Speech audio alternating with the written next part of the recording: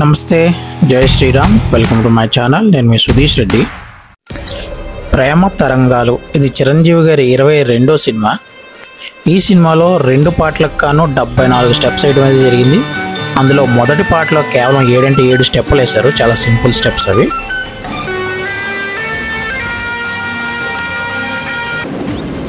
ఇక రెండో పాటలో అయితే 67 స్టెప్స్ వేయడం అనేది జరిగింది.